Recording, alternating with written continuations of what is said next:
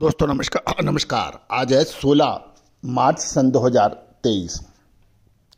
दोस्तों आज के एपिसोड में हम चर्चा करेंगे कोरिएंडर यानी धनिये की एक्सपोर्ट के ऊपर। इससे पहले एक शुभ समाचार। कर्नल अजय एवं श्री तुषार जैन दोनों गुरुग्राम में रवि ऑयल सम्मेलन के अंदर भाग ले रहे हैं, जो कि 16 और 17 मार्च सन 2024 को गुरुग्राम हयात एजेंसी होटल में आयोजित हो रहा है। इसमें कर्नल अजय को एज ए स्पीकर आमंत्रित किया गया है। आप सभी को से अनुरोध है, यदि आप संभव हो तो आप पार्टिसिपेट कर सकते हैं। साथ साथ व्यक्तिगत संपर्क के लिए भी आप बात कर सकते हैं। नंबर स्क्रीन पे दिए हुए हैं। दोस्तों आज के एपिसोड में हम चर्चा करेंगे कोरिएंडर यानी धनिये की निर्यात की। सबसे पहले तो खबर निकल के आ रही है कि गुजरात के धनिया बाजार में मांग सीमित हो रही है और आवक घटने के बावजूद भी कीमतों के अंदर गिरावट का रुख देखा गया। पिछले 2 दिनों से धनिये की अराइवल कम होने के बावजूद भाव के अंदर 10 रुपये से 30 रुपये प्रति 20 किलो की गिरावट देखी गई है। यदि कल 15 मार्च के आंकड़ों पर देखें तो कीमत में और गिरावट का पता चला है और कोरिएंडर यानी धनिया का एवरेज भाव 1375 से 1875 रुपये प्रति 20 किलोग्राम पर कारोबार होने के समाचार मिल रहे हैं। गुजरात में 15 मार्च को लगभग 55,000 बोरी धनिये की आवक हुई है।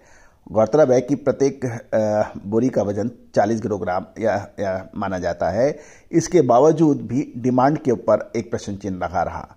इसके परिणाम स्वरूप कीमतों में गिरावट थी। गोंडल, जामजोधपुर और जामनगर जैसी प्रमुख मंडियों में व्यापार सीमित देखा गया। शनिवार को यानी आज भी आवक कम रहने की उम्मीद लगाई जा रही है। गोंडल के कुछ व्यापारियों से बात करने पर पता लगा 45,000 बैग्स की में से मात्र 25,000 बैग को कारोबार होने के समाचार मिल रहे हैं। और इस बीच राजकोट मंडी में भी आज लगभग यानी 15 मार्च को लगभग 20,000 से 22,000 बोरी का कारोबार 1300 रुपये से 1900 रुपये प्रति 20 किलोग्राम पर कीमत पे हुआ। दोस्तों मध्य प्रदेश की गुना मंडी में भी धनिये की बाजारों में आज यानी 15 मार्च को गिरावट थी। विशेष रूप से बादामी किस्म की धनिये के अंदर 400 रुपये की गिरावट देखी गई, जो 6400 से 6,400 से 6,000 के पर कारोबार कर रही है। जबकि ईगल किस्म की धनिये में 300 रुपये की गिरावट 6800 से 7200 रुपये के पर कारोबार हो रही है। और साथ साथ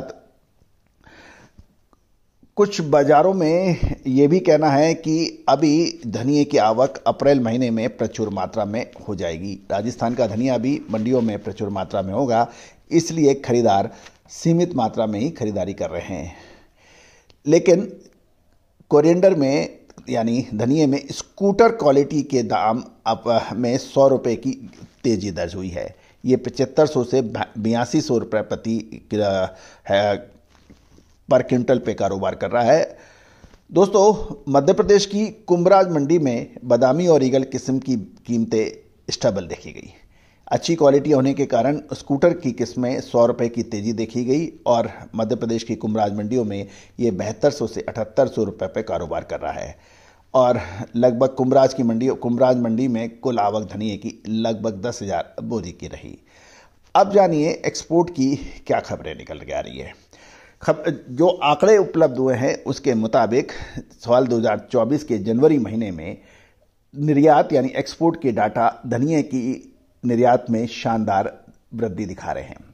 रिपोर्ट की माने तो जनवरी महीने के दौरान 6,225.32 टन धनिये का निर्यात हुआ था, जो पिछले वर्ष की समान अवधि में से 57% की वृद्धि है। जब पिछले साल मात्र 3,548.63 लाख टन का निर्यात हुआ था जनवरी महीने में, जो इस साल यानी साल 2024 में बढ़कर जनवरी के दौरान 6,225.32 टन हुआ है, जो लगभग 57% अधिक है। तो दोस्तों साल 2024 निश्चित रूप से एक अलग परिवेश दिखा रहा है। साल 2023 के अंदर जीरा, सौंफ, अजवाइन इन सभी ने शानदार तेजी दिखाई थी। धनिये ने भी पर्याप्त कमाई व्यापारी, किसान एवं निर्यातकों को करवाई थी। साल 2024 के अंदर आपको याद होगा हमने शुरुआत में ही हल्दी के ऊपर चर्चा की थी। हल्दी ने शानदार तेजी दिखाई, लेकिन एक महत्वपूर्ण बिंदु हमेशा रहता है, एंट्री और एग्जिट, यानी खरीदारी का समय और बिकवाली का समय। इसका सही सटीक विश्लेषण अनुमान ही व्यापारी को लाभ की ओर अग्रसर करता है।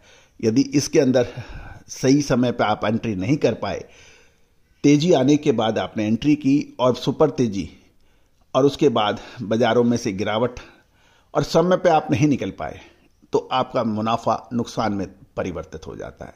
ब्याज बढ़ा, स्टॉकिंग प्रॉब्लम, इन्वेंट्री मेंटेनेंस, ये सारी ऐसी चीज़ें हैं जो हर रोज बाजार में जरी सी गिरावट होने पे व्यापारी परेशान हो पड़ता है।